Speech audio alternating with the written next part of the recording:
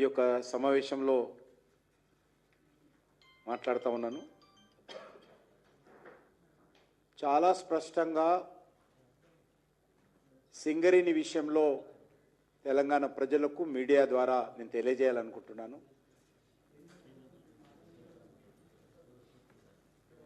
సింగరేణి పైన ఏ రోజు కూడా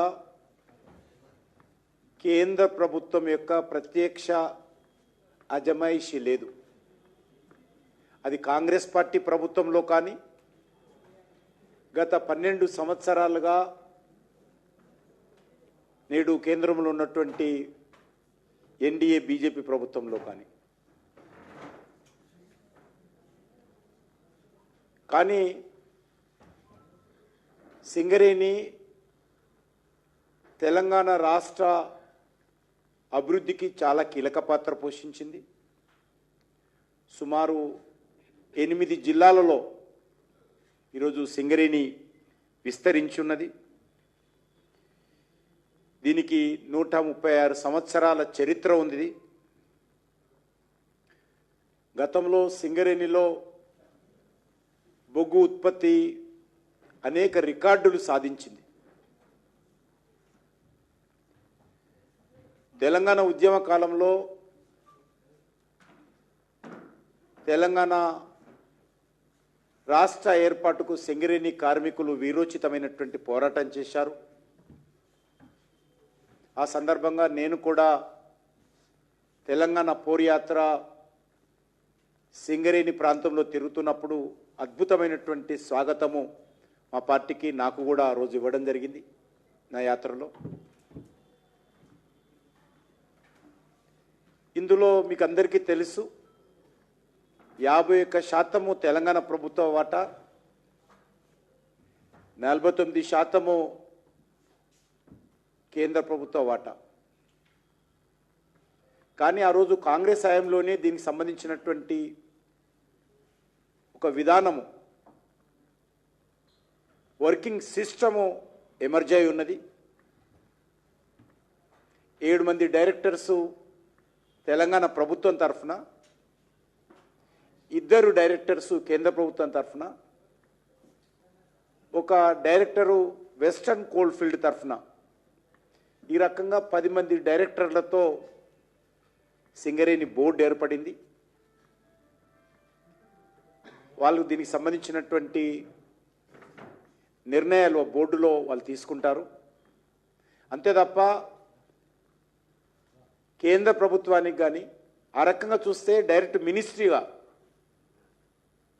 మా కోల్ కంపెనీ డైరెక్ట్ కేంద్ర ప్రభుత్వం 100% ఉన్నటువంటి కంపెనీలకు సంబంధించినటువంటి వివరాలు కూడా మా దృష్టికి రావు. రోజు అనేక కంపెనీలు అనేక టెండర్లు వస్తూ ఉంటాయి. ఆ టెండర్లు జరుగుతున్నప్పుడు కూడా ఏ రకమైనటువంటి నియమ నిబంధనలు పెట్టుకున్నారనేటువంటి విషయాలు మా దృష్టికి ఏం రావు. ప్రభుత్వానికి చెప్పారు, బోర్డు పరిధిలోని నిర్ణయాలు తీసుకుంటారు.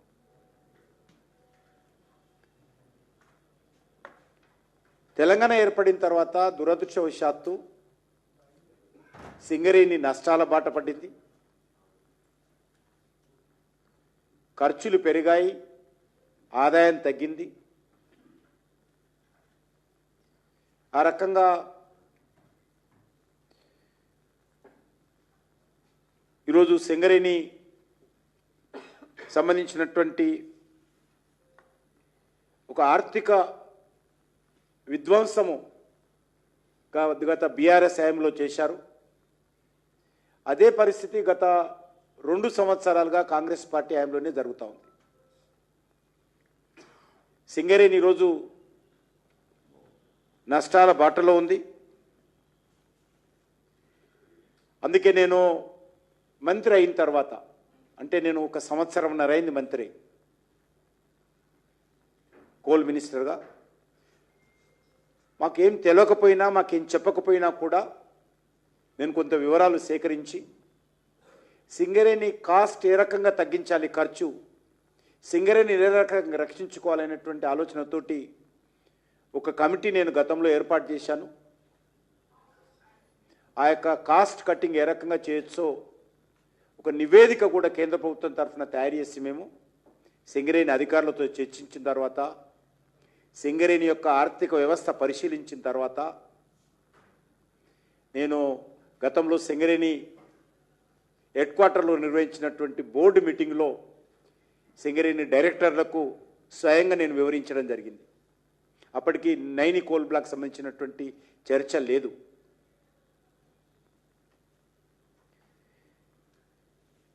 దురదృష్టం ఏంటంటే 10 సంవత్సరాలు పరిపాలించినటువంటి టిఆర్ఎస్ పార్టీ కేసీఆర్ ఫ్యామిలీ పూర్తిగా సింగరేణి పైన అజమాయిషి చేసింది. బోర్డు నామకే వార్త ఉండేది. టెండర్ల దగ్గర నుంచి చిన్న చిన్న కాంట్రాక్టర్ల వరకు కూడా కేసీఆర్ కుటుంబమే ఆదేశాలు జారీ చేసేటువంటి విషయాలు కూడా తెలంగాణ సమాజం అంతా చూసింది. ఈరోజు కార్మికులందరికీ తెలిసే విషయం. సింగరేణిలో పనిచేస్తున్నటువంటి ప్రతి కార్మికుడు కూడా టిఆర్ఎస్ పార్టీ కేసీఆర్ కుటుంబము ఏ రకంగా జోక్యం చేసుకొని పెత్తనం చెలాయించిందో మనం చూశాం. టిఆర్ఎస్ పార్టీ ఎమ్మెల్యేల ఆఫీసుల్లో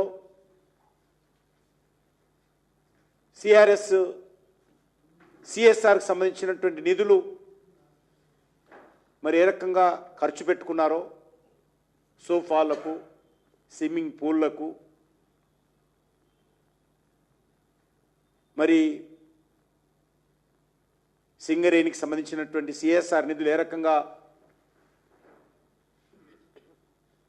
కేసీఆర్ కుటుంబం ప్రాతినిధ్యం వహిస్తున్నటువంటి శాసనసభ నియోజకవర్గాల పరిధిలో ఖర్చు పెట్టారో అదంతా సింగరేణి లెక్క ఉంటుంది. అది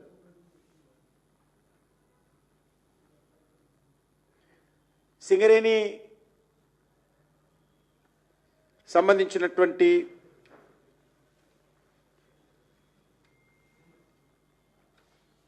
ఏదైతే టిఆర్ఎస్ హయాంలో అప్పులు బాగా పెరిగిపోయాయి. సుమారు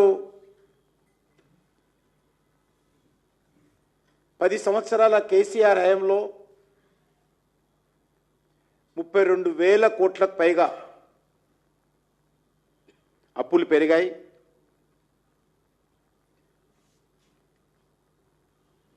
సింగరేణికి సంబంధించినటువంటి బొగ్గు కొనుగోలు చేసినటువంటి తెలంగాణ విద్యుత్ ఉత్పత్తి సంస్థలు జెన్కో వాళ్ళు కూడా డబ్బులు ఇవ్వడం లేదు. సింగరేణి ఉత్పత్తి చేసేటువంటి విద్యుత్తు తెలంగాణ ట్రాన్స్కో తీసుకొని దానికి సంబంధించినటువంటి నిధులు కూడా సింగరేణికి ఇవ్వలేదు. ఇదంతా కూడా సింగరేణి కార్మికుల సొత్తు. సింగరేణి కార్మికులు తమ రక్తాన్ని చెమటగా మార్చి ప్రాణాలను పణంగా పెట్టి భూగర్భంలోకి వెళ్ళి పనిచేసి సంపాదించేటువంటి డబ్బు, ఈ యొక్క నల్ల బంగారం, ఈ రకంగా ప్రభుత్వాలు వారి కష్టార్జితం చూసి వచ్చినటువంటి బొగ్గు కానీ విద్యుత్ కానీ డబ్బులు చెల్లించకుండా ఈరోజు ఈ 12 సంవత్సరాలు చూస్తే ఈరోజు వరకు సుమారు 47,000 కోట్ల రూపాయలు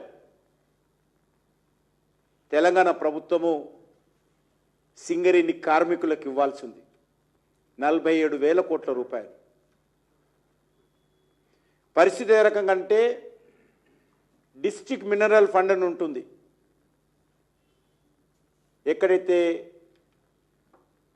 మైనింగ్ జరుగుతుందో మైనింగ్ కారణంగా అక్కడ చుట్టుపక్కల గ్రామాలు కానీ చుట్టుపక్కల ప్రాంతాలు కానీ ఎఫెక్ట్ అవుతే రోడ్లు వేయడం కోసం కానీ, మెడికల్ క్యాంపులు నిర్వహించడం కోసం కానీ, ఉపాధి అవకాశాలు పెంచడం కోసం కానీ, మౌలిక వసతులు కల్పించడం కోసం కానీ, ఆ ఎఫెక్టెడ్ ఏరియాలో ఖర్చు పెట్టడం కోసం డిస్ట్రిక్ట్ మినరల్ ఫండ్ అని ఉంటుంది. ఇప్పుడు పరిస్థితి ఏంటంటే ఆ డిస్ట్రిక్ట్ మినరల్ ఫండ్ కూడా ఇవ్వలేనటువంటి పరిస్థితి ఉంది. సుమారు 1,500 కోట్ల రూపాయల జిల్లాలకు ఇవ్వాలి సింగరేణి. కానీ సింగరేణి డబ్బులు లేని కారణంగా జిల్లాలకు ఇవ్వలేదు. ఈరోజు మేము ఎప్పటికప్పుడు చెప్తా ఉంటాం కోల్ కంపెనీలకు, ప్రైవేట్ సెక్టార్లో కానీ గవర్నమెంట్ కంపెనీలకు కానీ పిఎస్యూలకు కానీ అప్గ్రేడ్ చేస్తుండాలి, టెక్నాలజీ అప్గ్రేడ్ చేస్తుండాలి. పాత మిషన్ల స్థానంలో కొత్త మిషన్లు పెట్టాలి, పాత వాహనాల స్థానంలో కొత్త వాహనాలు పెట్టాలి, ఇంటిగ్రేటెడ్ కమాండ్ కంట్రోల్ సిస్టమ్ ఏర్పాటు చేయాలి. అనేక మేము ఆదేశాలు ఇస్తుంటాం. కానీ సింగరేణిలో చేయలేనటువంటి పరిస్థితి. నిధులు లేక, న్యూ టెక్నాలజీ పెట్టలేక, పాత మిషన్లతో పనిచేసి కార్మికుల మీద అదనపు భారం వేస్తున్నది సింగరేణి కంపెనీ. కారణము నిధులు లేని కారణంగా. ఈ పాపం ఎవరిదని అడుగుతా ఉన్నాం. ఈరోజు అడ్డంగా మా ప్రెస్ కాన్ఫరెన్స్లో మాట్లాడడం కాదు. నేను ఈరోజు ఒకటే అడుగుతా ఉన్నాను. ఈరోజు సుమారు 12 ప్రైవేటు కంపెనీలు రకరకాల పనుల మీద ఈరోజు సింగరేణిలో పనిచేస్తూ ఉన్నాయి. మరి టీఆర్ఎస్ హయాంలో కూడా చాలా ప్రైవేట్ కంపెనీలకు వర్క్ ఇచ్చారు. ఇప్పుడు కాంగ్రెస్ వచ్చిన తర్వాత కూడా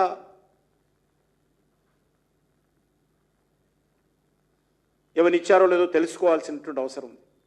కానీ ఏ రోజు కూడా కేంద్ర ప్రభుత్వానికి ఎవరు ఎక్కడ పనిచేస్తున్నారో ఏ రోజు కూడా చెప్పారు. మాకు సంబంధించినటువంటి 2 డైరెక్టర్లు బోర్డు మీటింగ్ అయినప్పుడు కూడా మేము మా డిసెంట్ నోట్ ఇచ్చేసేవాళ్ళం.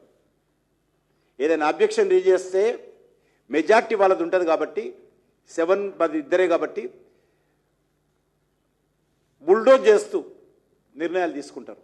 అది కూడా మాకేం చెప్పరు. మా మినిస్టర్ ఏ బోర్డు మీటింగ్లో ఏమవుతుందో నాకేం తెలుసుకోవాల్సిన అవసరం లేదు, నాకేం చెప్పరు. కానీ ఈరోజు జరుగుతున్న విషయం, గతంలో ఉన్నటువంటి సిఎండి రూల్స్కి వ్యతిరేకంగా 5 సంవత్సరాల వరకు చేయాలంటే 4 సంవత్సరాలు అడిషనల్గా చేయించారు. అప్పుడు కూడా మేము మా డైరెక్టర్స్ అబ్జెక్షన్ చేస్తే బుల్డోజ్ చేసి ఆయనను కొనసాగించారు. ఈరోజు కూడా టీఆర్ఎస్ ప్రభుత్వం పోయి కాంగ్రెస్ పార్టీ ప్రభుత్వం వచ్చిన తర్వాత కూడా ఇన్ఛార్జి సిఎండీలతోటే కాలం గడుపుతూ ఉన్నారు. ఫుల్ టైం పర్మనెంట్ సిఎండి ఇంతవరకు అపాయింట్మెంట్ చేయడం లేదు. ఇదేదైనా మా బోర్డు మీటింగ్లో మేము రేజ్ చేస్తే అది మేము డిసెంట్ నోట్ ఇవ్వడమే తప్ప మేము చేసేది ఉండదు. ఎందుకంటే ఇది పూర్తిగా గత అనేక సంవత్సరాలుగా సింగరేణిలో రాష్ట్ర ప్రభుత్వం యొక్క పెత్తనమే, రాష్ట్ర ప్రభుత్వం యొక్క అధికారమే చెలామణిలోకి జరిగేది.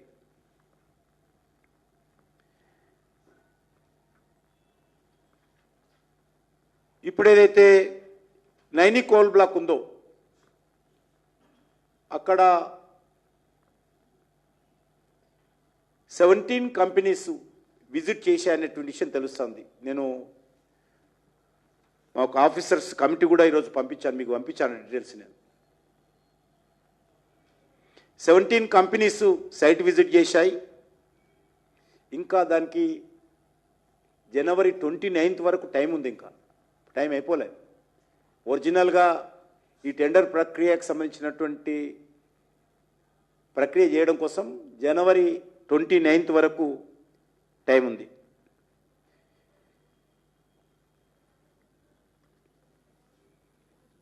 ఈరోజు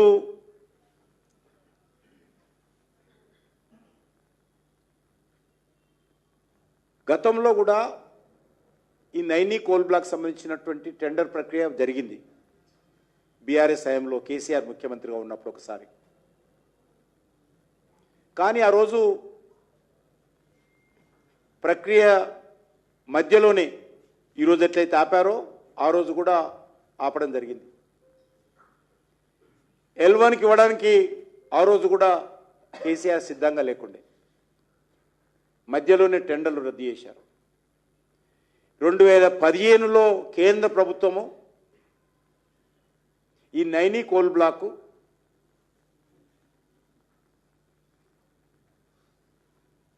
క్యాప్టివ్ మైన్స్ కింద, క్యాప్టివ్ మైన్స్ అంటే ఏదైనా ఒక కంపెనీకి ఉత్పత్తి అంతా కూడా పలానా కంపెనీకి ఇవ్వాలనేది.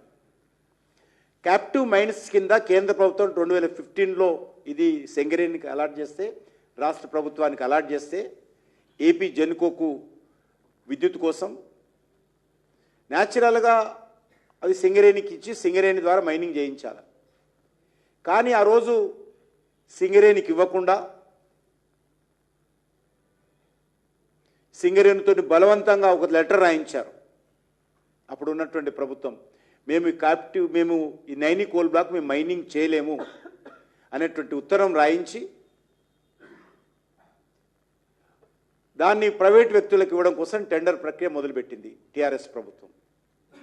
మధ్యలోనే దాన్ని రద్దు చేయడం జరిగింది. టెండర్లన్నీ ఆఫర్ చేసిన తర్వాత దాన్ని రద్దు చేశారు టెండర్ ప్రక్రియ. ఈరోజు అయితే కాంగ్రెస్ పార్టీ రద్దు చేసిందో, గతంలో కూడా బీఆర్ఎస్ పార్టీ ప్రభుత్వం కూడా ఇదే విధంగా రద్దు చేసింది.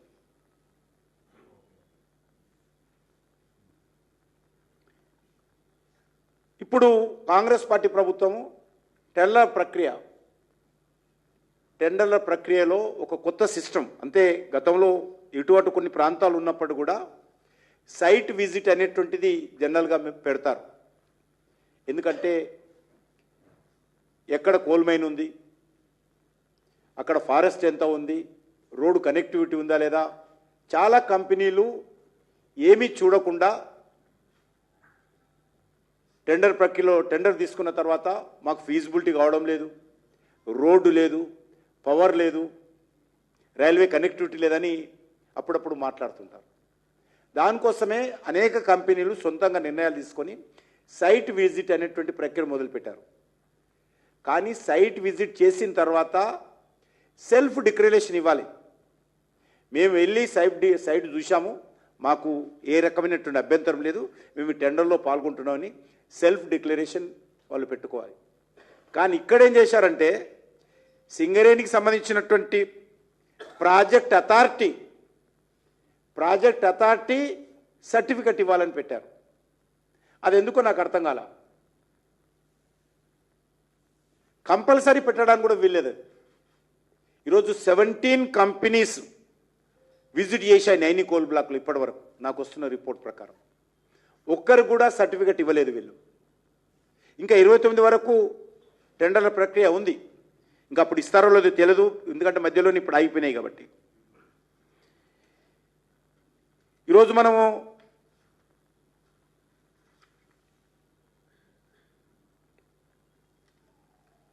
కేంద్రం మంజూరు చేసినటువంటి ఈ నైని కోల్ బ్లాకు మరి ఈరోజు సింగరేణికి రాకుండా మరి ఈరోజు ప్రైవేట్ వ్యక్తులకు అప్పగించేటువంటి ప్రయత్నం జరిగింది. గతంలో కూడా తాడిచెర్ల కోల్ బ్లాక్ కూడా కేంద్ర ప్రభుత్వము జెన్కో కేటాయించింది. జెన్కో కేటాయిస్తే అది కూడా ప్రైవేట్ వ్యక్తులకు, అప్పుడు ఉమ్మడి ఆంధ్రప్రదేశ్లో రోషయ్య గారు తాడిచెర్ల బొగ్గు గనిని సింగరేణికి ఇచ్చాడు. సింగరేణికి ఇస్తే దాన్ని కూడా ఇదే విధంగా బలవంతంగా మేము తాడిచెర్ల కోల్ బ్లాక్ మేము మైనింగ్ చేయలేము అని సింగరేణితో ఉత్తరం రాయించి దాన్ని కూడా ప్రైవేటు వ్యక్తులకు 25 సంవత్సరాల కోసం ప్రైవేటు వ్యక్తుల కోసం మరి తాడిచెర్లను కూడా టీఆర్ఎస్ ప్రభుత్వం ప్రైవేటు వ్యక్తులకు కట్టబెట్టింది.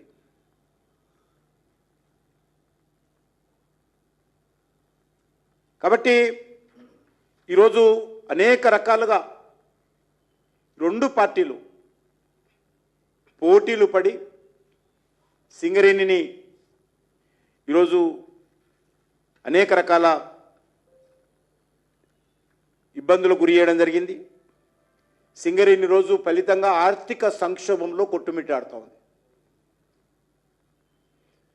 ఒక్కొక్కసారి జీతాలు ఇవ్వలేనటువంటి పరిస్థితి ఉన్నది. ప్రైవేటు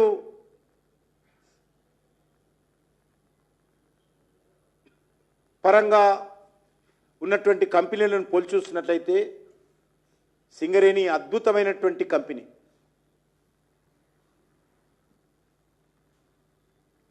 చివరకు సింగరేణి కార్మికులకు పిఆర్ఎస్ కూడా ఇవ్వలేనటువంటి పరిస్థితుల్లో ఉన్నాం. సింగరేణిలో ఉత్పత్తి అవుతున్నటువంటి బొగ్గు 50% రాష్ట్ర ప్రభుత్వానికి సంబంధించినటువంటి టీజీ జెన్కోకు సరఫరా చేస్తున్నాం. గతంలో ఉన్నటువంటి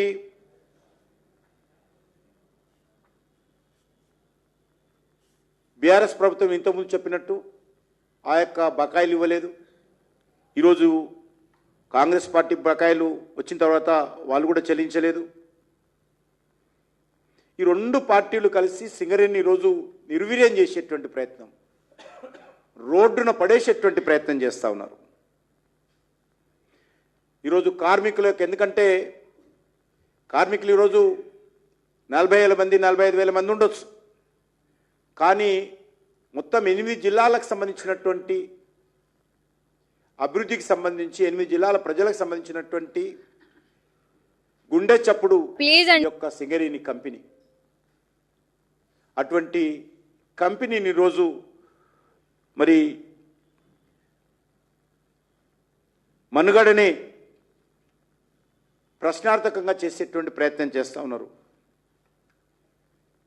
సింగరేణి ఏ కుటుంబం ఆస్తి కాదు, ఏ పార్టీ ఆస్తి కాదు. ఇది సింగరేణి కార్మికుల యొక్క ఆస్తి.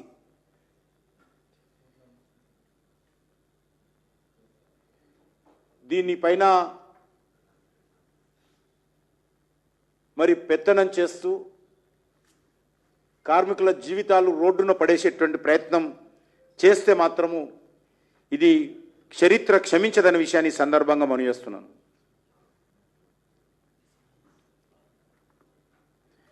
మనకందరికీ తెలుసు, గతంలో యూపీఏ హయాంలో మన్మోహన్ సింగ్ గారు ఉన్నప్పుడు 10 సంవత్సరాల్లో ఏ రకంగా బొగ్గు కుంభకోణాలు జరిగాయో మనం చూసాం. 216 కోల్ బ్లాక్స్ను సుప్రీంకోర్టు రద్దు చేసి తెల్ల కాగితాల మీద కాంగ్రెస్ పార్టీ ఆదేశాలతో కోల్ బ్లాకులను అలాట్ చేసేటువంటి విధానానికి స్వస్తి చెప్పాలని సుప్రీంకోర్టు ఆదేశించి వాటిని ఆక్షన్ పద్ధతిలో, వేలం పద్ధతిలో కోల్ బ్లాక్స్ అలాట్మెంట్ చేయాలి. కోల్ బ్లాక్స్ అనేది, మైనింగ్ అనేది ఇది నేషనల్ ప్రాపర్టీ, ఒక పార్టీదో వ్యక్తులదో కాదు. ఇది నేషనల్ ప్రాపర్టీ కాబట్టి దీన్ని ప్రాపర్గా ఉపయోగించుకోవాలని చెప్పి ఆ రోజు క్యాప్టివ్ మైన్స్, వేలం పాట అనేటువంటి పద్ధతిలో కోల్ బ్లాక్స్ అలాట్మెంటు జరుగుతున్న విషయం మనకు తెలుసు. 2015లో ప్రారంభమైనటువంటి సుప్రీంకోర్టు జడ్జిమెంట్ తర్వాత, సుప్రీంకోర్టు ఆదేశాలతో ప్రారంభమైనటువంటి ఈ కోల్ బ్లాక్స్ యాక్షన్ కేంద్ర ప్రభుత్వము స్వతంత్రంగా నిర్వహిస్తూ ఉంది. కానీ ఏ ఒక్క బ్లాకులో కూడా చిన్న పొరపాటు జరగలేదు. 100 కోల్ బ్లాక్స్ ఈరోజు యాక్షన్ చేస్తూ ఉన్నాం, అలాట్మెంట్ చేస్తూ ఉన్నాం, కోల్ ప్రొడక్షన్ పెంచుతూ ఉన్నాం. ఈరోజు కోల్ ప్రొడక్షన్ ఎంత ఉందంటే, గతంలో 7 రోజులకు 8 రోజులకు కావాల్సినటువంటి కోలు దేశంలో స్టాక్ ఉండేది. ఈరోజు 25 రోజులకు కావాల్సినటువంటి స్టాకు ఇటీవల పెరిగింది. 1 బిలియన్ టన్ రికార్డు స్థాయిలో 2025లో నరేంద్ర మోడీ గారి నాయకత్వంలో ఈరోజు దేశంలో కోల్ ప్రొడక్షన్ జరుగుతోంది. బొగ్గు కొరత లేదు. దాని కారణంగా గతంలో బొగ్గు కుంభకోణం జరిగేది, బొగ్గు కొరత ఉండేది. ఆ రకంగా థర్మల్ ప్లాంట్లకు 40-50% కంటే ఎక్కువ కోలు సరఫరా అయ్యేది కాదు. దాని కారణంగా దేశంలో విపరీతమైనటువంటి విద్యుత్ కొరత ఉండేది. నాకు తెలుసు, నేను స్వయంగా ఇందిరా పార్క్ దగ్గర హైదరాబాద్ చుట్టుపక్కల ఉన్నటువంటి ఇండస్ట్రియల్ ఎస్టేట్లు, ఆ ఇండస్ట్రీలో పనిచేస్తున్నటువంటి కార్మికులు చేస్తున్నటువంటి ఆందోళనలో నేను కాంగ్రెస్ ప్రభుత్వంలో ఉన్నప్పుడు పాల్గొన్నాను. విద్యుత్ కొరత ఉండేది. ఈరోజు విద్యుత్ కొరత లేనటువంటి నూతన భారతాన్ని నరేంద్ర మోడీ గారి నాయకత్వంలో ఆవిష్కరణ జరిగింది. అది అగ్రికల్చర్ కావచ్చు, అది ఇండస్ట్రీస్ కావచ్చు, అది కమర్షియల్ సెక్టార్ కావచ్చు, డొమెస్టిక్ సెక్టార్ కావచ్చు. 74% విద్యుత్ ఈ దేశంలో బొగ్గు ద్వారా ఉత్పత్తి అవుతా ఉంది. 74% విద్యుత్తు బొగ్గు ద్వారా ఉత్పత్తి అవుతా ఉంది. ఎంత విద్యుత్ కావాలన్నా, ఎంత బొగ్గు కావాలన్నా కూడా ఈరోజు కేంద్ర ప్రభుత్వం కానీ మా కోల్ మినిస్ట్రీ కానీ సిద్ధంగా ఉంది. అంత అద్భుతంగా ఈరోజు మేము కోల్ బ్లాక్స్ యాక్షన్ చేస్తూ ఉన్నాం. నేను మంత్రి అయినటువంటి సంవత్సరంన్నరలో కూడా 100% పారదర్శకతో ఈరోజు మేము యాక్షన్ చేస్తూ ఉన్నాం. ఎక్కడ చిన్న పొరపాటు లేదు. మీకు క్యాప్టివ్ మైన్ కింద ఈరోజు ఒక బ్లాక్ యాక్షన్ చేస్తే, యాక్షన్ చేసుకోమని మీకు ఇస్తే రాష్ట్ర ప్రభుత్వం ఎంత హడావిడి చేస్తూ ఉందో గతంలో బీఆర్ఎస్ ప్రభుత్వం కానీ ఇప్పుడు ఉన్నటువంటి కాంగ్రెస్ ప్రభుత్వం కానీ ఎన్ని రకాల తప్పటడుగులు వేస్తున్నారో స్వయంగా మీరు అందరూ చూస్తూ ఉన్నారు.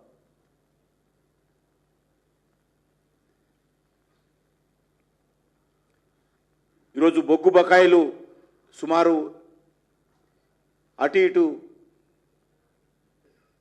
20,000 కోట్లు ఉన్నది. విద్యుత్ బకాయిలు అది ఆల్మోస్ట్ అదొక 27,000 కోట్ల రూపాయలు. ఆల్మోస్ట్ టోటల్ 47,000 crores పైన రాష్ట్ర ప్రభుత్వము సింగరేణికి ఇవ్వాలి, సింగరేణి కార్మికులకు ఇవ్వాలి, సింగరేణి కార్మికుల కుటుంబాలకు ఇవ్వాలి. సింగరేణి కార్మికులు చేసినటువంటి కష్టార్జితమైనటువంటి డబ్బు ఇది. దాన్ని ఈ రకంగా దారి మళ్లించి తొక్కిపెట్టి అధికార దుర్వినియోగం చేసి సింగరేణి కార్మికుల కడుపు కొట్టి వారి నోటికాడి కూలు లాగేసుకుంటే ఈరోజు టెక్నాలజీ లేక, ఆధునీకరణ లేక అండర్గ్రౌండ్ మైన్స్లలో కార్మికులు ఇబ్బంది పడతా ఉంటే ఈ పాపము 2 పార్టీలదని ఈ సందర్భంగా మనవి చేస్తా ఉన్నాను.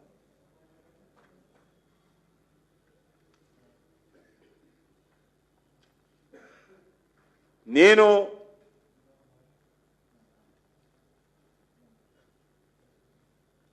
బొగ్గు శాఖ మంత్రిగా బాధ్యతలు చేపట్టిన తర్వాత ఇదే నైని కోల్ బ్లాక్ సంబంధించినటువంటి అనుమతులు గతంలో మరి అక్కడ ఉన్నటువంటి ఒరిస్సా ప్రభుత్వం, జేడీయూ ప్రభుత్వం అనుమతులు ఇవ్వకుండా ఆపేస్తే అక్కడ బీజేపీ ప్రభుత్వం ఎలక్ట్ అయిన తర్వాత మొన్న నేను వెళ్ళి స్వయంగా నేను మాట్లాడి నైని కోల్ బ్లాక్ మా సింగరేణికి లేదు, వచ్చినటువంటి కోల్ బ్లాకు మరి టీఆర్ఎస్ కారణంగా ఒకసారి టెండర్ అయితే రద్దయింది, ఇంకా కొంత స్టేట్ గవర్నమెంట్ క్లియరెన్స్ ఇవ్వాలి, సుమారు 643 హెక్టార్ల భూమి సింగరేణికి మీరు అప్పగించాలంటే పెద్ద మనసుతో ఒరిస్సా బీజేపీ ముఖ్యమంత్రి అంగీకరించి ఆ ల్యాండ్ అప్పగించిన తర్వాత దానికి టెండర్ వేస్తే ఈ తతంగం అంతా కూడా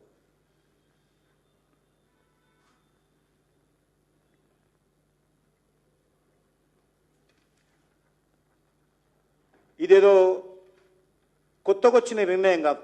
రోజు కొంతమంది మాట్లాడుతున్నారు కేంద్ర ప్రభుత్వం ఏం చేస్తూ ఉంది, సిబిఐ ఎంక్వైరీ చేస్తుందా. రాష్ట్ర ప్రభుత్వం సంబంధించినటువంటి అంశాలలో సిబిఐ ఎంక్వైరీ చేయొద్దని ఎవరు నిర్ణయించారు? కేసీఆర్ కాదా? ఆయననే నిర్ణయించి అసెంబ్లీలో చట్టం చేసి రాష్ట్ర ప్రభుత్వం అనుమతి లేకుండా సిబిఐ తెలంగాణలో ఏ దర్యాప్తు చేయకూడదని చెప్పి వాళ్ళే తీర్మానం చేశారు. ఈరోజు వాళ్ళే మాట్లాడుతూ ఉన్నారు కేంద్ర ప్రభుత్వం దర్యాప్తు చేయాలి.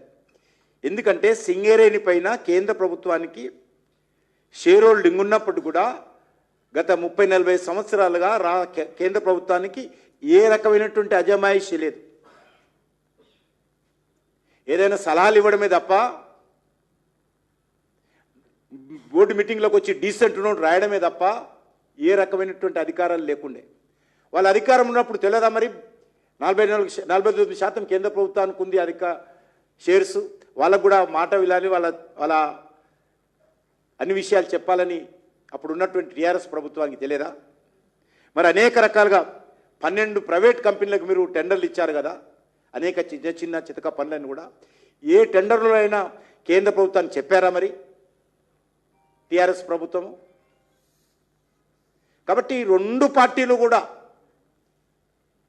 దొందే. ఈ రెండు పార్టీలు కూడా ఒకటే బాటలో ఉండి సింగరేణిని దోచుకునేటువంటి ప్రయత్నం చేశారు.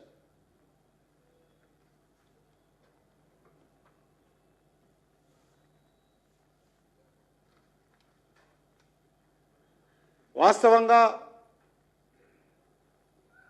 సింగరేణిని రక్షించుకోవాల్సినటువంటి బాధ్యత మనందరిపైన ఉన్నది. ఒక కేంద్ర మంత్రిగా కేంద్ర ప్రభుత్వం తరఫున అన్ని రకాల సహాయ సహకారాలు సింగరేణి కార్మికుల సంక్షేమం కోసం, సింగరేణి భవిష్యత్తు కోసం మేము కట్టుబడి ఉన్నాం. కాబట్టే బిజు జనతాదళ్ ప్రభుత్వం బీజేడీ ఏదైతే ఉన్నదో ఆ ప్రభుత్వం పోయిన తర్వాత, మా ప్రభుత్వం వచ్చిన తర్వాతనే నేను స్వయంగా జోక్యం చేసుకొని నైని కోల్ బ్లాక్ మనం సింగరేణిని దృష్టిలో పెట్టుకొని నేను ప్రత్యేకమైనటువంటి చొరవ తీసుకొని దానికి క్లియరెన్స్ ఇప్పించాను. ఇంతకుముందే ఈ యొక్క ఇష్యూ రాకముందే సింగరేణిని రక్షించుకోవాలి, సింగరేణిలో ఖర్చు చాలా పెరిగిపోయింది, ఖర్చు తగ్గించాల్సినటువంటి అవసరం ఉంది. దానికోసం కూడా నేను మరి ఒక కాస్ట్ ఏ రకంగా తగ్గించవచ్చో ఏకపక్షంగా మనం చేస్తాను. ఏకపక్షంగా ఒక కమిటీ వేసి సింగరేణి, మా దగ్గర కొంత ఎక్స్పర్ట్స్ ఉంటారు మా కోల్ ఇండియాలో, ఆ ఎక్స్పర్ట్స్ అందరిని పంపించి ఒక నివేదిక తయారు చేసి సింగరేణికి ఇచ్చాం. మీ దగ్గర కోలు ఖర్చు చాలా ఎక్కువ ఉంది, దీన్ని తగ్గించుకోండి అని చెప్పి నేను నా సొంతగా సలహా తీసుకొని ఆ రకంగా ముందుకు రావడం జరిగింది. ఎందుకంటే ఈరోజు వెస్టర్న్ కోల్ ఫీల్డ్ అని ఉంది నాగ్పూర్ హెడ్ క్వార్టర్గా. Western coal field Singareni coal company ఒకే రకమైనటువంటి ప్రొడక్షన్లో ఆల్మోస్ట్ ఒకే రకంగా ఉంటాయి. అక్కడ ఒక టన్ను బొగ్గు ఉత్పత్తికి వెస్టర్న్ కోల్ ఫీల్డ్లో 1736 రూపాయలు ఖర్చు అయితే, 1736 రూపాయలు ఖర్చు వెస్టర్న్ కోల్ ఫీల్డ్ అవుతే, సింగరేణిలో 2878 రూపాయలు ఖర్చు అవుతుంది. అంత డిఫరెన్స్ ఉన్నది. 66% వెస్టర్న్ కోల్ ఫీల్డ్ కంటే సింగరేణిలో ఎక్కువ ఖర్చు అవుతూ ఉంది. అదేవిధంగా మా కోల్ ఇండియా కంపెనీ ఉంది డైరెక్ట్. మా కోల్ ఇండియా కంపెనీ చూసుకున్నట్లయితే గ్రేడ్ 11 కోల్ ఏదైతే ఉంటుందో అది సింగరేణి 4088 రూపాయలకు అమ్ముతూ ఉంటే ఒక టన్ను, అదే బొగ్గును అదే 11 గ్రేడు వెస్టర్న్ కోల్ ఫీల్డ్కి సంబంధించినటువంటి 2491 రూపాయలకు అమ్ముతా ఉన్నారు. అంటే 4888 రూపాయలు సింగరేణి టన్నుకు పెడితే వెస్టర్న్ కోల్ ఫీల్డ్ 2491 రూపాయలకు మాత్రమే అదే సేమ్ గ్రేడు సేమ్ కోల్ అమ్ముతోంది. అదే మా సిఎల్ మా కోల్ ఇండియా దగ్గరికి వెళ్తే ఇంకా తక్కువ ధరతో అమ్ముతా ఉన్నాం. ఎందుకు చెప్తా ఉన్నానంటే ఈరోజు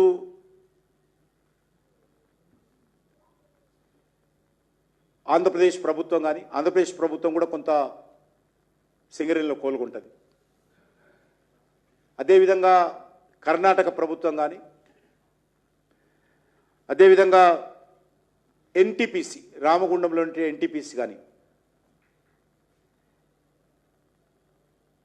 ఇవన్నీ కూడా ఇంక్లూడింగ్ ఏపీ జనుకు నేను చెప్పాను ఆంధ్రప్రదేశ్ ప్రభుత్వం, వీళ్ళందరూ కూడా మాకు ఈ బొగ్గొద్దు, సింగరేణిది ఇక్కడ బొగ్గు కాస్ట్ ఎక్కువగా ఉంది, మీరు వేరే కంపెనీల నుంచి మాకు అలాట్ చేయండి అని చెప్పి మాకు ఉత్తరాలు రాస్తారు. ఎందుకంటే దీనికి ఫ్యూయల్ సప్లై అగ్రిమెంట్ అని ఉంటుంది, ఎఫ్ఎస్ఏ.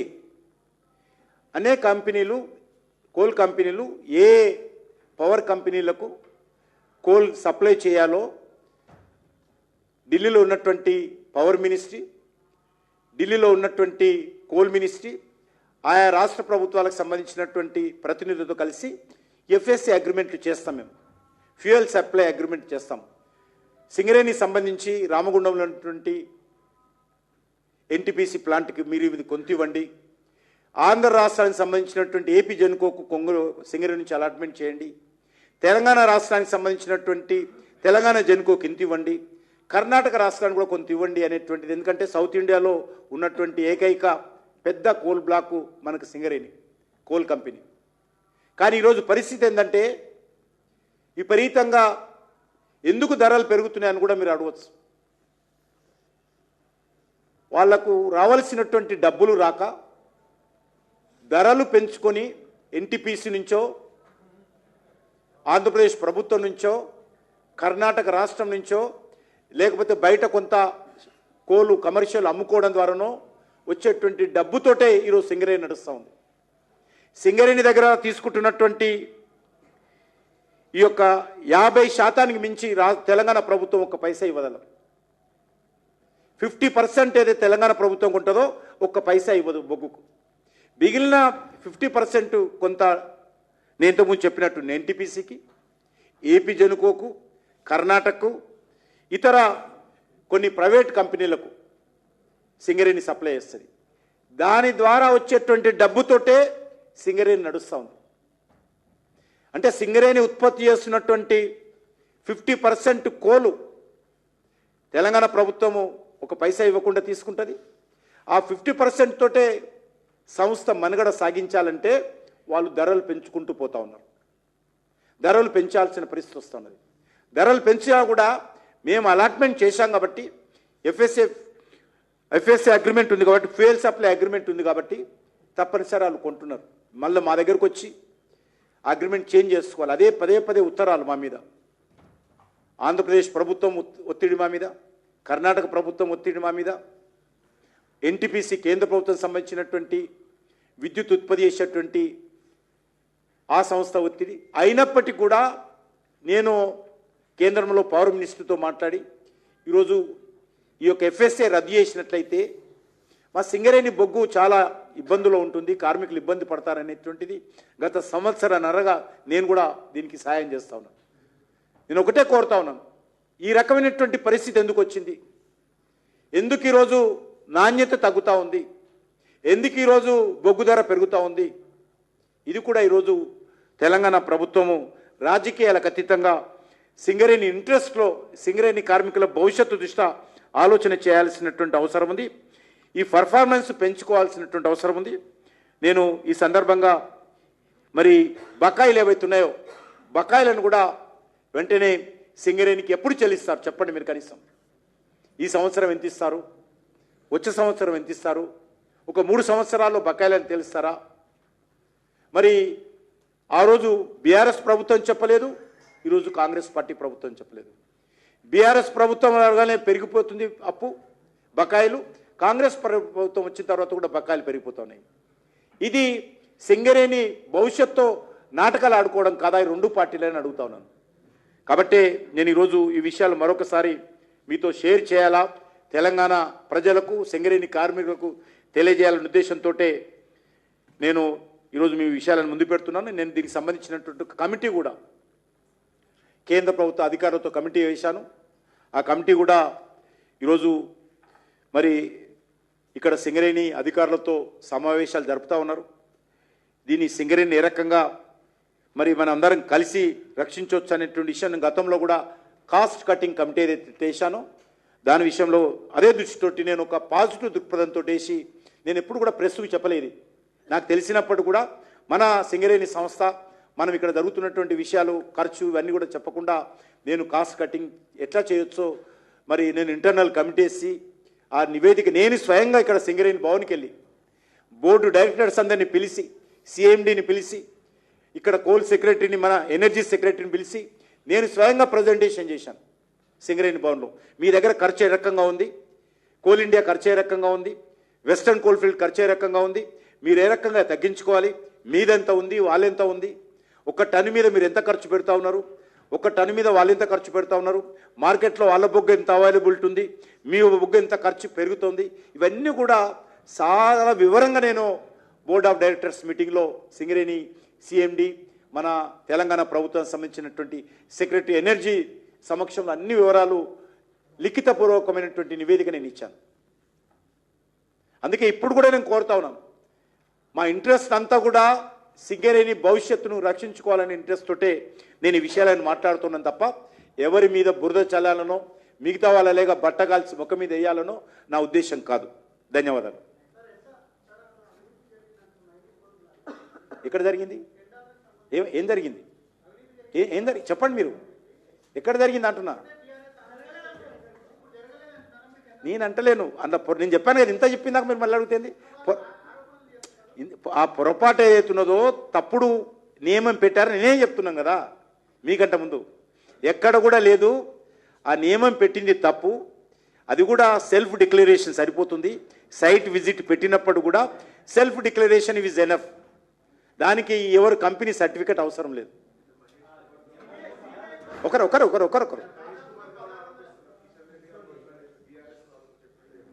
ఏం చెప్తున్నారు? నేనేం చెప్పినా నేను కూడా ఆయనకి ఏమైనా తెలియకపోతే తెలుసుకోమనండి. నేను రమ్మంటే సెక్రటరియట్కి వస్తా, చెప్తా అన్ని విషయాలకు. ఏంది నేను చర్చని చెప్తున్నా కదా, ఇది చర్చ కదా. ఇప్పుడు మీ ముందు మీకు చెప్తున్నానంటే తెలంగాణ ప్రజలకు అందరు కలిసే చెప్తున్నా కదా, నేను దాచుకుంటున్నానా? మీ ద్వారా చెప్పడం అంటే ఇది తెలంగాణ ప్రజలకు బహిరంగ చర్చనే కదా ఇది కూడా.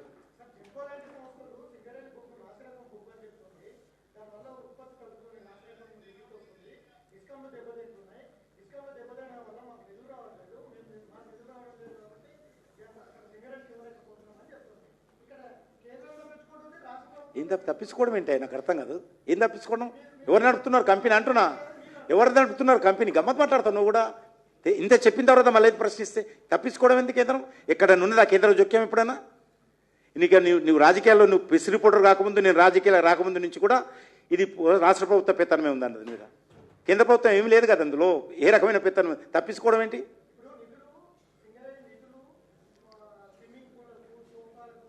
నేనేం చెప్తా కదా ఇప్పుడు. అవును, యాక్షన్ తీసుకోవాల్సిందే వారు. అదే కదా మరి నువ్వు మళ్ళీ రెడ్డి వచ్చి మొదలుపెట్టే సామెత ఉంది నీది. ఇంత చెప్పినాక మళ్ళీ అది అడిగితే మాకు ఏ రకమైన అధికారం లేదని నేను అంటుంటే ఆయన చేసుకోమనండి. ఇప్పుడు ముఖ్యమంత్రి రాయమనండి చెప్పి లాస్ట్ 12 సంవత్సరాలుగా సింగరేణిలో జరుగుతున్నటువంటి పొరపాట్ల మీద సిబిఐ దర్యాప్తుకు రాసుకోమని చెప్పి ముఖ్యమంత్రిని అడగాలి. ఆయన నన్ను అడిగితే ఎట్లా? నాకు అధికారం లేదు కదా, మీరే తీర్మానం చేశారు కదా సిబిఐ ఉండకూడదని. సిబిఐ దర్యాప్తు చేయకూడదు తెలంగాణలో అని చెప్పి ఉత్తరం చేసి తీర్మానం చేసింది ఎవరు? టీఆర్ఎస్ ప్రభుత్వమే కదా, మీ ప్రభుత్వమే కదా చేసింది. మళ్ళీ ఇప్పుడు నన్ను అడిగితే ఎట్లా?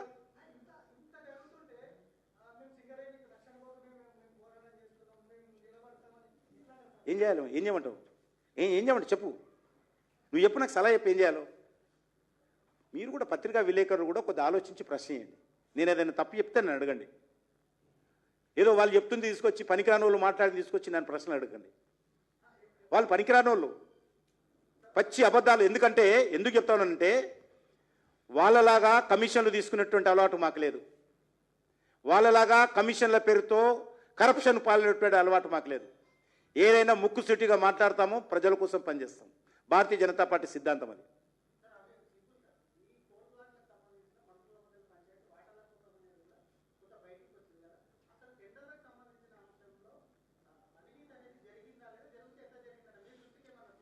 నేను చాలా స్పష్టంగా చెప్పాను. ఇప్పటివరకు మా ఆఫీసర్స్ ఎంక్వైరీ చేస్తున్నారు. అదే విషయంలో వచ్చారు ఈరోజు ఢిల్లీ నుంచి 2 ఆఫీసర్స్ నేశాను. ఆ వివరాలు కూడా మీకు పంపాను నేను. ఏం జరిగేదేంది? రద్దు అయిపోయినాయి. ఇప్పుడు రద్దు చేశారు కదా టెండర్లు. ఒరిజినల్గా జనవరి 29 వరకు దీని ప్రాసెసింగ్ కంప్లీట్ చేయాలి. మధ్యలోనే రద్దు చేశారు. ఎవరన్నారు? ఏం తీసుకోం, సింగరేణికే ఉంటుంది. వాళ్ళు సరిగ్గా ఆక్షన్ చేయలేకపోతే రాష్ట్ర ప్రభుత్వం మాకు రాస్తే మేమే ట్రాన్స్పరెన్సీతో ఆక్షన్ చేసి మేము మరి సింగరేణికి ఇవ్వడానికి సిద్ధంగా ఉన్నాం. వాళ్ళు యాక్షన్ చేయలేకపోతే, రాష్ట్ర ప్రభుత్వము ఈ రకమైనటువంటి కోల్ బ్లాక్ సరిగ్గా యాక్షన్ చేయలేకపోతే ఎందుకంటే మేము రెగ్యులర్గా చేస్తుంటాం. ఇక్కడ కూడా నేను మీటింగ్ పెట్టి మీ అందరిని పిలిచాను. కోల్ బ్లాక్స్ ఆక్షన్కి సంబంధించినటువంటి ఒక ట్రాంచ్ ఇక్కడ కూడా నేను రిలీజ్ చేశాను. ఆ రకంగా చేయడానికి కూడా సిద్ధంగా ఉన్నాను. ఇంకేం చేయమంటారు దీనికంటే చెప్పండి.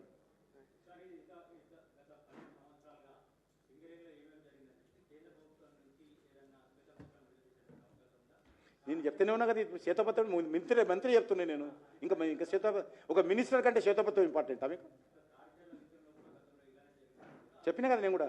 నేను ఇప్పుడు చెప్తున్నాను, తాడిచెర్ల విషయంలో ఏ రకంగా బలవంతంగా సింగరేణితో ఉత్తరం రాయించి సింగరేణికి రోషయ్య గారు సింగరేణికి ఇచ్చాడు. ఏపీ జనుకో ఉండే రోషయ్య గారు ఇస్తే దాన్ని ప్రైవేట్ వాళ్ళ కట్టబెట్టింది ఎవరు? కేసీఆర్. కాబట్టి లేదు అంతకుముందే లేదే, మేము నిర్ణయించిన కమిటీని. మళ్ళీ అదే అంటే ఇంత అడిగితే మాకేం అధికారం లేదంటే తెలుసుకోవడం మీలాంటి వాళ్ళు ప్రశ్నిస్తారని నేను వివరాలు తీసుకొని మీకు ఇస్తున్నా. ఇది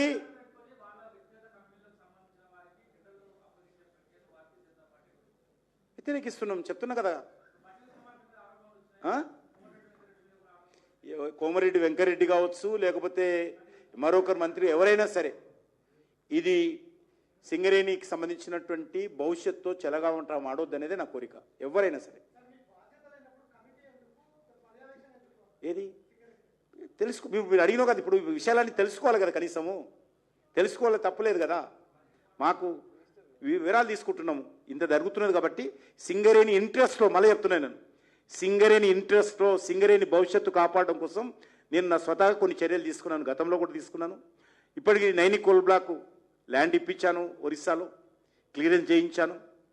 అదేవిధంగా సింగరేణిలో కాస్ట్ కట్టింగ్ కోసము సలహా ఇచ్చాను, కమిటీ నివేదిక ఇచ్చాను. ఇప్పుడు కూడా మళ్ళీ నివేదిక ఇంత జరుగుతుంటే కొంత నివేదిక తీసుకోవాలనే ఉద్దేశం తీసుకుంటున్నాను. In the interest of the Singareni.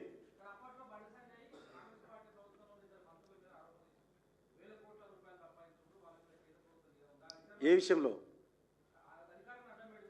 విషయంలో బొగ్గుకే సంబంధం ఉందా? ఇప్పుడు అవన్నీ చాలా ఉన్నాయి. ఆ రకంగా చూస్తే కాంగ్రెస్ వాళ్ళ కథలు చాలా ఉన్నాయి. ఒకరొకరు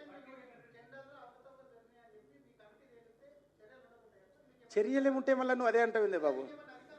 లేవు కదా అధికారాలు, అదే కదా మరి, అదే అడుగుతాను. మీరు చెప్తే అధికారాలు రావు, రాష్ట్ర ప్రభుత్వం ఇస్తే అధికారంలోకి వస్తాయి. మీరు చెప్తేనో నేను అనుకుంటేనో కావు, నేను అనుకుంటే కూడా రాదు అధికారాలు. రాష్ట్ర ప్రభుత్వం ఇవ్వాలి అధికారాలు. మళ్ళీ భారత ఇప్పుడు ఓని సింగరేణి అయిపోయింది.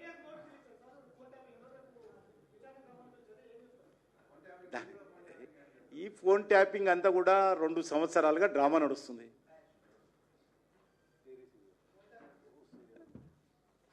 రెండు సంవత్సరాలుగా మీరు హైకోర్టులో అఫిడవిట్ ఇచ్చారు, జడ్జీలకు సంబంధించినటువంటి ఫోన్లు కూడా ట్యాపింగ్ జరిగిందని.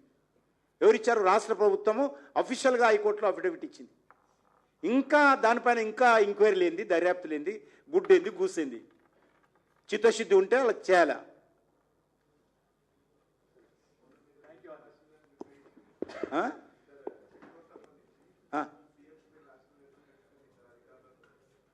సంతోషం కదా.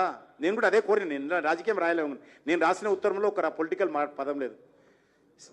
నేను అర్బన్ డెవలప్మెంట్ మినిస్ట్రీని కలిసినప్పుడు ఇంకా తెలంగాణ ప్రభుత్వం కమిటీకి సంబంధించినటువంటి పేర్లు ప్రతిపాదించలేదు.